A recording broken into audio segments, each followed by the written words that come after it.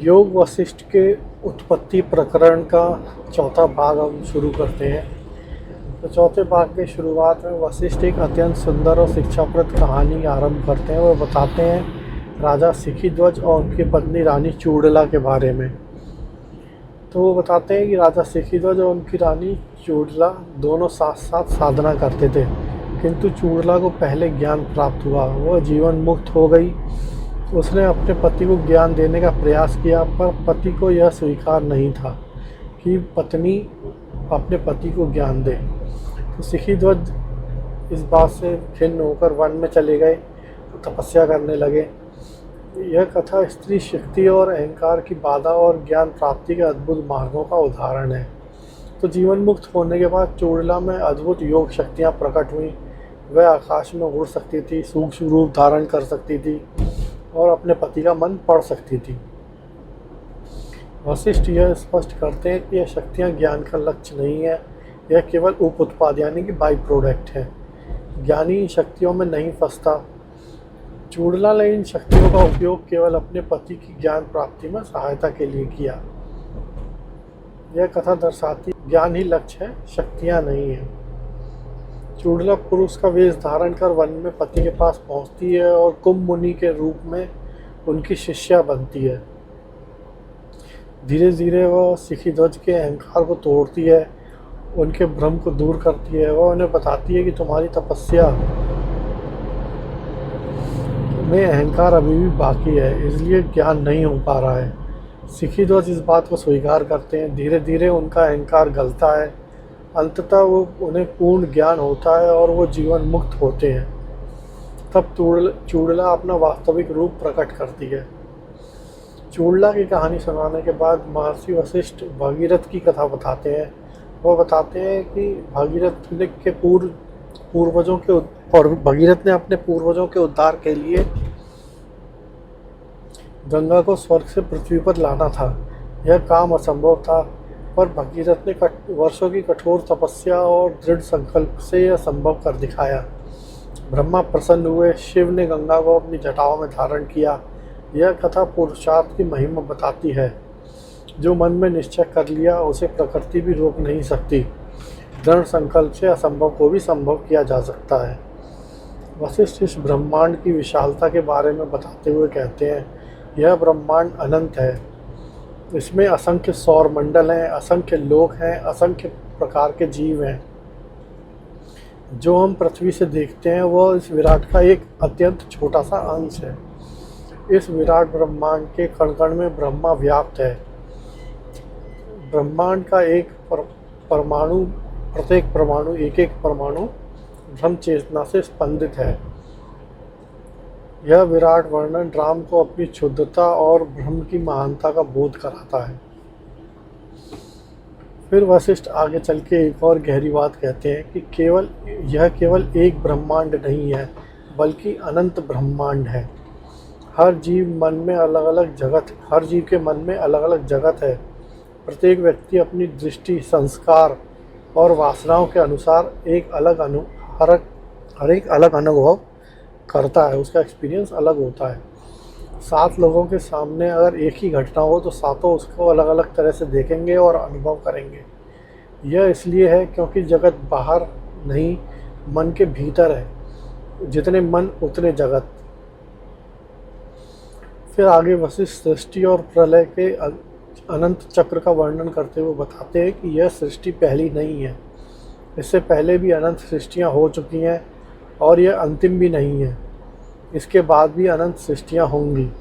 सृष्टि के बाद प्रलय, प्रलय के बाद सृष्टि। यह चक्र अनादि है और अनंत है। यह ब्रह्म इस चक्र में नहीं है, वह इन सबका साक्षी है। जैसे समुद्र में लहरें उठती हैं, गिरती हैं, उसी प्रकार सृष्टि लय होती है और फिर दोबारा से जन्म लेती है। समुद्र की जैसे लहरें उठती गिरती रहती हैं, पर समुद्र अपरिवर्तित रहता है, बिल्कुल वैसे ही। वशिष्ठ एक सूक्ष्म किंतु महत्वपूर्ण अंतर स्पष्ट करते हैं सुषुप्ति और समाधि के बीच में। आगे चल के वो बताते हैं कि सुषुप्ति यानी गहरी नींद और समाधि दोनों में विचार शांत होते हैं, पर बाहरी जगत का बोध नहीं रहता। पर दोनों में मूलभूत अंतर है। बेसिक एक डिफरेंस है कि सुषुप्ति में अज्ञान आवरण रहता है, जागने पर व्यक्ति को कुछ याद नहीं रहता, ज्ञान नहीं हुआ है ऐसा भाव रहता है। समाधि में ज्ञान और बोध रहता है, यद्यपि बाहरी जगत में बोध नहीं, पर समाधि में जागने के बाद साधक को गहरा ज्ञान और गहरा बोध होता है। समाधि जागृत नींद है, ज्ञानपूर्ण मौन है। फिर वशिष्ठ आगे एक एग्जाम्पल देते हैं घड़े का। वशिष्ठ घट और आकाश का सुंदर दृष्टांत देते हुए बताते हैं कि मिट्टी के घड़े के भीतर का आकाश और बाहर का आकाश वास्तव में एक ही है। घड़े की दीवार केवल भ्रम से उन्हें अलग दिखाती है। यह घड़ा फूटता है, तब घट आकाश महाकाश में मिल जाता है। वास्तव में वे कभी अलग थे ही नहीं। ठीक इसी प्रकार जीव की आत्मा और ब्रह्म वास्तव में एक ही हैं। देह रूपी घड़े के कारण ये अलग अलग दिखते हैं। ज्ञान रूपी घड़े के टूटने पर जीवात्मा ब्रह्म में मिल जाती है और वो एक हो जाती है, जो कि वास्तव में वैसे कभी अलग थे नहीं, पर अलग अलग प्रतीत होते थे। फिर आगे वशिष्ठ बताते हैं कि अनात्मा जानना ही ज्ञान का पहला लक्षण है। यानी कि क्या आत्मा नहीं है, इसको जानना ही ज्ञान का पहला लक्षण है। वशिष्ठ बताते हैं स्टेप वाइज की शरीर अनात्मा है, यह जड़ है, नाशवान है। प्राण अनात्मा है, यह जीवनी शक्ति है पर चेतना नहीं। मन अनात्मा है, यह विचारों का प्रवाह है पर साक्षी नहीं। बुद्धि अनात्मा है, यह निर्णय करती है पर निर्णय करता नहीं। जब इन सबको मैं नहीं जाना जाता है, तब जो शेष रह जाता है वह शुद्ध बोध स्वरूप मुक्त आत्मा है, वही ब्रह्म है। वशिष्ठ ब्रह्म साक्षात्कार के लिए प्रत्यक्ष मार्ग बताते हैं। ब्रह्म को दूर खोजने की आवश्यकता नहीं है, वो तुम्हारे भीतर है और वो तुम ही हो। बाहर जाना बंद करो, भीतर आओ। जो देख रहा है उसे देखो, जो सुन रहा है उसे जानो, जो सोच रहा है उसे पहचानो। वह साक्षी चेतना ही ब्रह्म है।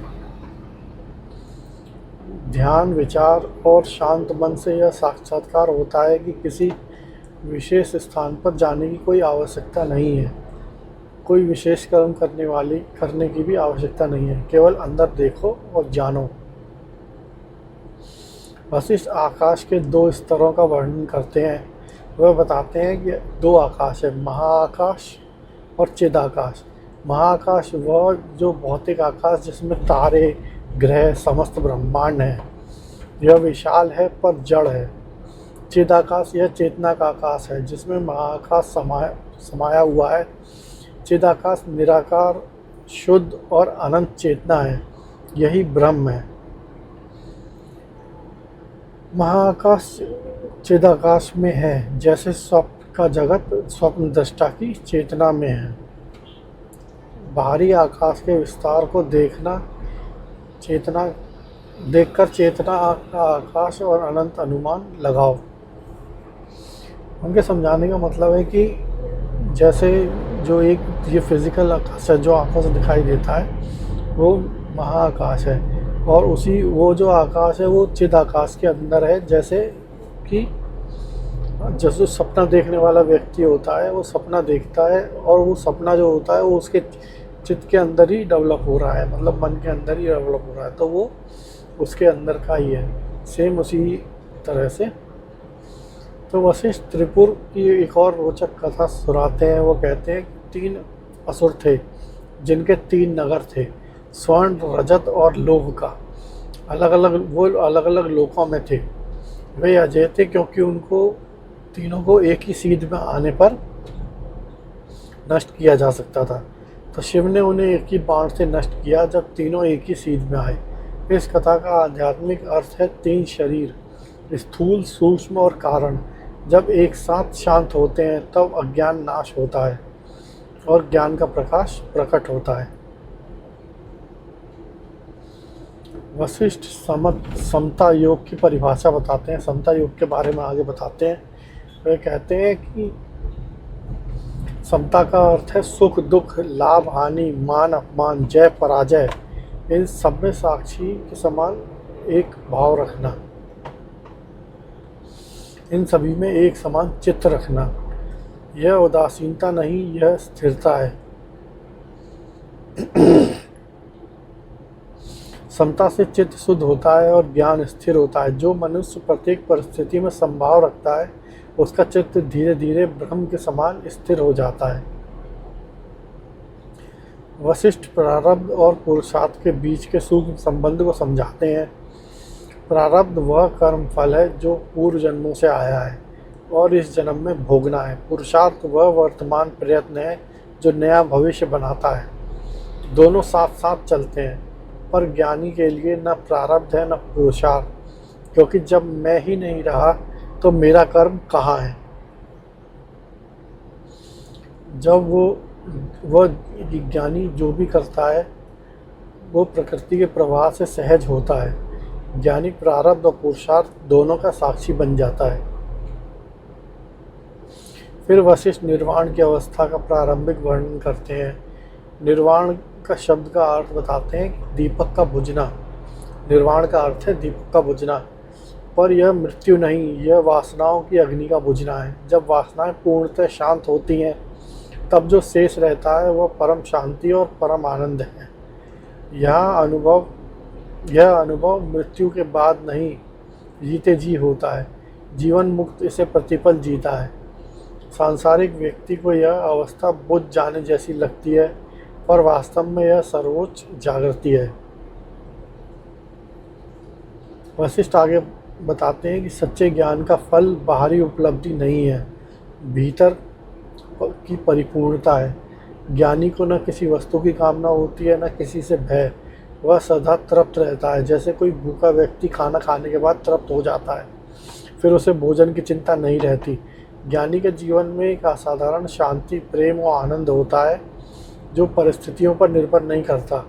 वह दुख में भी आनंदित है और कठिनाई में भी शांत है, क्योंकि वह जानता है कि मैं परिस्थिति नहीं, परिस्थिति का साक्षी हूँ। फिर उत्पत्ति प्रकरण यहीं पर समाप्त होता है। उत्पत्ति प्रकरण का समापन करते हुए उसके सार को संक्षेप में कहते हैं। वशिष्ठ वो बताते हैं कि यह जगत ब्रह्म चेतना की ही संकल्प रचना है। माया के कारण यह सत्य दिखाई नहीं देता। ज्ञान से माया का भेद होता है और ब्रह्म प्रकट होता है। जीव और जगत दोनों ब्रह्म में है, ब्रह्म अलग नहीं।